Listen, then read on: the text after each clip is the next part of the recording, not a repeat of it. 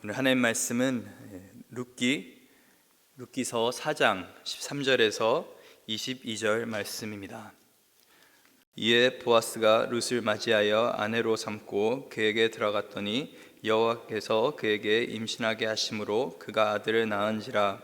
여인들이 나오미에게 이르되 찬송할지로다. 여호와께서 오늘 내게 기업물을 자가 없게 하지 아니하셨도다. 이 아이의 이름을 이스라엘 중에 유명하게 되기를 원하노라. 이는 내 생명의 회복자이며 내 노년의 봉양자라. 곧 너를 사랑하며 7 아들보다 귀한 내 며느리가 낳은 자로다 하니라. 나오미가 아기를 받아 품에 품고 그의 양육자가 되니 그의 이웃 여인들이 그에게 이름을 지어주되 나오미에게 아들이 태어났다 하여 그의 이름을 오벳이라 하였는데 그는 다윗의 아버지인 이새의 아버지였더라. 베레스의 계보에는 이러하니라. 베레스는 헤스론 낳고 헤스론은 람을 낳고 람은 암미나답을 낳고 암미나답은 나손을 낳고 나손은 살몬을 낳고 살몬은 보아스를 낳고 보아스는 오벳을 낳고 오벳은 이새를 낳고 이새는 다윗을 낳았더라. 아멘. 여러분 혹시 드라마를 보시는 걸 아니면 또 영화를 보시는 걸 좋아하시는지 모르겠습니다. 저는 보통 이 영화나 드라마를 볼 때 그 내용을 미리 알고 스포일이라고 하죠. 그 내용을 알지 않기 위해서 굉장히 노력을 많이 합니다. 정말 보고 싶은 영화가 있으면은 그것에 대해서 검색도 안 하고 그래서 그 영화를 볼 때 정말 내용을 모른 채 그 모든 스토리를 그대로 받아들이고 또 그 누리기 위해서 그렇게 저는 스토리를 잘 사전에 알지 않습니다. 근데 제 아내는 반대로 어떤 영화를 볼 때면은 드라마를 볼 때면 꼭 그 모든 스토리를 먼저 읽고 나서 영화를 보거나 드라마를 봅니다. 저는 그게 잘 이해가 되지 않았습니다. 아니 그러면 드라마가 무슨 재미가 있나 아니면은 영화가 무슨 재미가 있나라고 생각하는데 제 아내가 말하는 것은 이게 너무 스토리를 모르고 보면은 이 디테일한 것을 놓치고 볼 때가 많다라고 하는 것입니다. 그래서 이 결말을 알고 보면은 훨씬 재밌다라는 그런 말을 하더라고요. 그런데 이 룻기 말씀이 그런 것 같습니다. 결말을 알고 보면은 더 이 룻기 말씀이 은혜가 되는 것 같습니다. 만약에 결말을 모르고 우리가 룻의 이야기 또 나오미의 이야기를 계속 묵상한다면 너무나 속이 답답하고 힘들고 그럴 것 같습니다. 그런데 지금까지 저희가 지난 며칠간 이렇게 룻기를 그래도 즐겁게 묵상할 수 있었던 그 이유는 저희가 이 룻기의 결말을 알고 어느 정도는 이 말씀을 묵상했기 때문에 그렇다고 생각이 듭니다. 오늘 본문에는 이제 룻기의 결말이 나오고 있습니다. 해피엔딩으로 끝나는 것을 볼 수가 있는 것이죠. 오늘 본문 13절입니다. 이에 보아스가 룻을 맞이하여 아내로 삼고 그에게 들어갔더니 여호와께서 그에게 임신하게 하심으로 그가 아들을 낳은지라. 그래서 드디어 이 룻이 행복한 인생을 누리게 되는 것을 볼 수가 있습니다. 참 드라마 마지막에 정말 이들이 잘 먹고 잘 살고 오랫동안 아이들도 많이 낳고 그렇게 행복하게 살았다라는 그 결말이 오늘 본문에도 이렇게 등장하게 되는 것을 볼 수가 있습니다. 그토록 룻이 참 오랫동안 시어머니 옆에서 힘든 여정 속에서 여러 가지 고생을 하면서 지금까지 지내왔는데 이제 드디어 보아스라는 남편을 맞이해서 행복하게 그렇게 아이까지 낳으면서 살았다는 것을 볼 수가 있습니다. 이 아이를 낳았다는 것 자체가 굉장히 큰 축복인 것을 저희가 알 수가 있는 것이 이전에는 룻이 아이를 낳지 못했었습니다. 저희가 몇 년간 그 전 남편과 결혼했었는지는 알지 못하지만은 그 기간 동안에 아무런 후손 없이 그렇게 전 남편이 죽었던 것을 우리가 알 수가 있는 것이죠. 근데 오늘 본문에 보니까 하나님께서 룻에게 이런 아이를 허락하셨다고 그렇게 성경은 기록하고 있습니다. 그리고 룻뿐만 아니라 나오미의 인생 또한 이 해피엔딩으로 마무리가 되는 것을 볼 수가 있습니다. 정말 10년 만에 나오미가 베들레헴에 돌아와서 이제 고향 땅을 밟았는데 사람들이 수군대는 것을 저희가 1장에서 보았습니다. 여인들이 저 사람이 정말 나오미가 맞느냐라고 할 정도로 나오미의 그 몰골이 말이 아니었었는데 그때 나오미가 했던 말이 나를 나오미 기쁨이라 부르지 말고 마라라고 부르라. 마라라고 하는 것은 쓰다라는 그런 의미를 갖고 있는 것이죠. 그만큼 그녀의 인생 가운데는 너무나 험한 어떤 길들이 있었고 큰 고난이 있었고 남편을 잃고 자식을 잃고 또 배고픔 속에서 그렇게 너무나 어렵게 비참하게 살았던 그 나오미의 인생 또한 완전히 회복되는 것을 오늘 본문을 통해서 볼 수가 있습니다.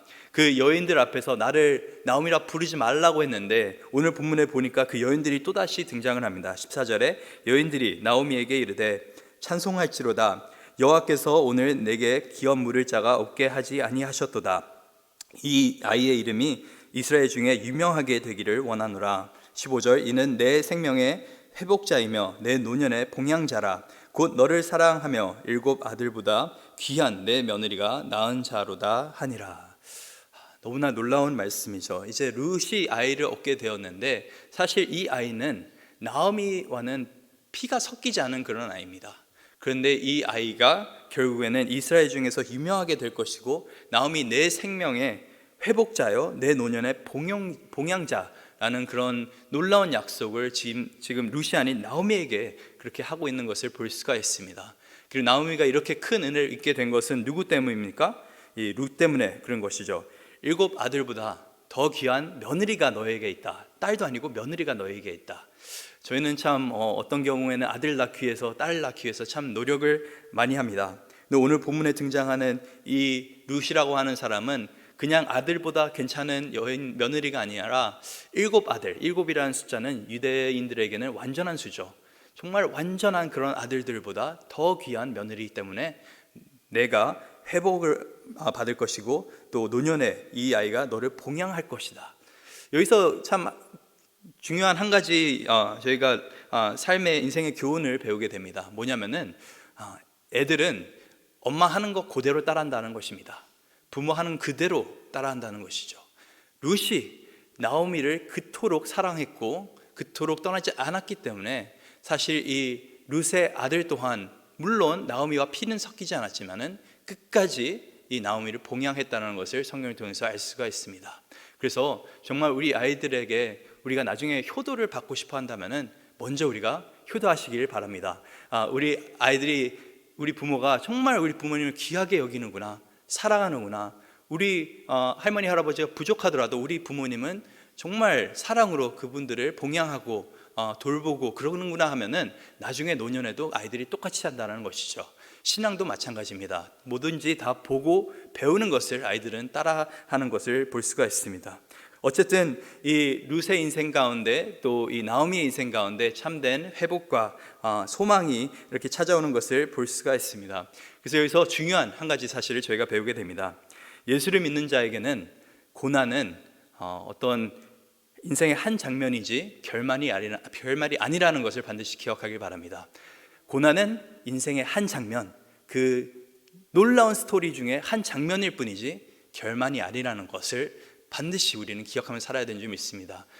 우리 인생 가운데 많은 고난들이 있습니다. 시련들이 있습니다. 어떤 경우에는 이것이 왜 나에게 일어나고 있는지 이해하지 못하는 그런 일들이 일어나게 되는데 그 모든 상황 속에서 반드시 기억해야 되는 것은 우리의 인생은 결국에 해피엔딩으로 끝난다는 것, 그리스도를 믿는 자는 해피엔딩으로 끝난다는 것을 반드시 기억하시기 바랍니다. 그렇게 된다면 지금의 이 고난도 어떻게 보면 참을 만한 것이고 지나갈 것이라는 것을 알 수가 있는 것이죠. 이 룻기 초반에 등장하는 2가지 문제가 있습니다. 먼저 식량의 문제가 있고 또 식구의 문제가 있습니다. 이 룻과 나오미는 일단은 가족이 없어서 힘들어하고 있고 또 먹을 것이 없어서 힘들어하고 있는 것을 저희가 볼 수가 있습니다. 이 삶 가운데 가장 기초적인 것들이라고 볼 수가 있는 것이죠. 먹을 것과 가족이 있다라는 것. 이 기초적인 것조차도 없기 때문에 사실은 이 나오미와 룻이 너무나 불쌍해 보이는 것입니다. 저희 눈에. 그런데 이 식량의 문제와 이 식구의 문제를 누가 해결해 줍니까? 물론 보아스가 해결해 줍니다. 그런데 이 보아스가 이 문제를 사실 해결해 준 것이 아니라 보아스를 통해 하나님께서 이 문제를 해결해 주신 것을 우리가 볼 수가 있습니다. 이 룻기 1장 6절에 이렇게 성경은 기록합니다. 그 여인이 모압 지방에서 여호와께서 자기 백성을 돌보시사 그들에게 양식을 주셨다 함을 듣고 이에 2 며느리와 함께 일어나 모압 지방에서 돌아오려 하여. 이 나오미가 왜 애초에 모압 땅을 떠나서 베들레헴으로 다시 돌아오기를 마음먹었습니까? 여호와께서 베들레헴 가운데 자기 백성을 돌보신다는 것을 보고 양식을 주셨다는 것을 보고 공급하시는 그 하나님에게로 다시 돌아온 것입니다, 나오미가. 그래서 어떻게 보면은 식량의 문제를 물론 보아스가 해결해 줬지만은 그 뒤에는 누가 계십니까? 하나님이 계십니다. 근데 오늘 본문에 보니까, 본문 13절에 보니까 이에 보아스가 룻을 맞이하여 아내로 삼고 그들에게 들어갔더니 여호와께서 그에게 임신하게 하심으로 그가 아들을 낳은지라. 보아스가 룻을 임신시킨 것이 아니라 물론 그렇게 한 거지만은 그 뒤에는 누가 계십니까? 여호와 하나님. 결국에는 여호와 하나님께서 이 룻과 이 나오미의 인생을 완전히 회복시킨 것입니다. 물론 보아스를 통해서 하신 것이지만은 이 뒤에는 하나님의 놀라운 그 은혜가 있다는 것을 볼 수가 있습니다. 이렇게 룻의 이야기는 참 해피엔딩으로 끝납니다. 이렇게 끝나면 참 좋은데, 근데 한편으로는 이 해피엔딩이 조금은 씁쓸하기도 합니다. 여러분 혹시 그런 경우 있으십니까? 오랫동안 드라마를 보고 영화를 보고 참 많은 그 사이에 갈등이 있고 고난이 있은 다음에 마지막 최종 회에는, 아니면 결론에서 너무나 싱겁게 그 인생이 회복되고 행복하게 사는 그 모습을 바라볼 때 이런 생각이 들 때도 있습니다. 물론 저 주인공이 행복한 인생을 살기 때문에 내가 참 기쁜데, 그런데 저런 인생을 살기 위해서 그 많은 고난을 겪었나, 겨우 저걸 하기 위해서 저 많은 시련을 겪어야 했었나라는 생각이 들 때가 굉장히 많습니다. 물론 이제 룻에게 아이가 생기고 또 나오미와 룻에게 가족이 생겼다는 것은 너무나 놀라운 축복입니다. 근데 한편으로는 이런 생각이 들 때가 있습니다. 그거를 하나님께서 그냥 그전에도 주실 수 있었는데, 그전에도 이들에게는 가족이 있었고 먹을 것이 있었는데 왜 하나님께서 모든 것을 다 가져가시고 나서 다시 이렇게 하나님께서는 이런 축복을 허락하신 것인가, 굳이 이렇게까지 하셨을 이유가 있는 것인가 라는 생각을 우리가 할 때가 있습니다. 욥기를 읽어도 그런 생각이 들죠. 욥이 나중에 결말이 그 아이들이, 자손들이 다시 10명의 자손을 낳게 되고 또 이전에 가졌던 것보다 갑절의 축복을, 재산을 갖게 되는데, 근데 한편으로는 그 엔딩이 해피하지만은 좀 씁쓸하기도 합니다. 왜냐하면은 그 욥이 겪었던 그 고난이 너무나 크기 때문에, 욥이 감당했던 그 시련과 그 시간들이 너무나 어둡고 무겁다는 것을 우리 알기 때문에 사실은 이 해피엔딩이 조금은 씁쓸하게 느껴질 때도 있습니다. 아이 하나 얻으려고 그 고생을 했나, 식구 하나 얻으려고 그 고생을 했나라는 생각이 들 때도 있습니다. 우리의 인생 가운데도 동일한 생각이 들 때가 있습니다. 물론 이전보다는 조금 더 나아진 상황 가운데서 내가 살고 있지만은 그냥 이렇게 내가 살려고 하나님께서 그 많은 고난을 내 삶 가운데 허락하셨나라는 생각이 들 때도 있습니다. 하나님은 왜 도대체 룻에게 또 나오미에게 이렇게 큰 고난을 허락하셨을까요? 오늘 본문에서 또 우리가 배우게 되는 것은 바로 이것입니다. 이 룻의 이야기는 룻에서 끝나는 것이 아니라 그 이유가 더 멋지다는 것을 보게 됩니다. 이 16절을 보니까 나오미가 아들을 받아 품에 품고 그 양육자가 됐는데, 이렇게 여인들이 축복을 합니다. 17절에 그에게 이름을 지어주되 나오미에게 아들이 태어났다 하여 그의 이름을 오벳이라 하였는데 그는 다윗의 아버지인 이새의 아버지였더라. 결국에 이 룻의 계보를 통해서 누가 등장하게 됩니까? 다윗. 이 이스라엘 역사 중에서 가장 위대하다고 하는 그 다윗 왕이 등장하게 되는 것을 볼 수가 있습니다. 룻이 결국 다윗의 증조 할머니 격이 되는 것이죠. 이 오벳이라고 하는 룻의 아들은 이 봉사자, 종이라는 그런 뜻을 갖고 있습니다. 결국에 끝까지 나오미를 이렇게 종같이 봉사자로 이렇게 섬길 거라는 그런 의미에서 주어진 것인데, 그런데 이 룻의 이야기는, 나오미에게는 이야기는 그들이 행복하게 잘 먹고 잘 살았다 정도에서 끝나는 것이 아니라 그들 이후에 정말 놀라운 하나님의 그 구원의 역사가 계속적으로 쓰여진다는 것을 오늘 본문을 통해서 볼 수가 있는 것입니다. 그뿐만 아니라 거기서 끝나는 것이 아니라 이 본문 18절부터 이 룻의 계보가 나오는 것이죠. 결국에는 다윗을 낳게 되는데 이새가, 근데 이 계보가, 이 족보가 똑같이 어디에 등장하게 되냐면은 마태복음 1장에 등장하게 됩니다. 누구의 계보 안에? 그리스도의 계보 안에, 예수님의 족보 안에 이 룻의 이름이 등장하게 되는 것이고, 이 룻의 족보가 등장하게 되는 것을 볼 수가 있습니다. 결국에 룻이라는 이 이방 여인의 가문을 통해서 인류를 구원할 메시아 예수 그리스도가 탄생을 하시고 그렇게 역사하신다는 것을 오늘 본문은 이렇게 우리에게 미리 예고편으로 보여주고 있는 것을 볼 수가 있습니다. 이것이 룻에게 나오미에게 임한 놀라운 하나님의 축복입니다. 그냥 아들 하나 얻으려고 그 고생을 한 것이 아니라 그들의 고생을 통해서, 그들의 그 삶의 역경을 통해서, 그들이 그 삶의 어려운 그 순간 가운데서도 신실하게 행함으로 인해서 결국에는 인류를 구원할 메시아 그리스도가 오셨다라는 그 놀라운 사실을 오늘 성경은 우리에게 말해주고 있는 것입니다.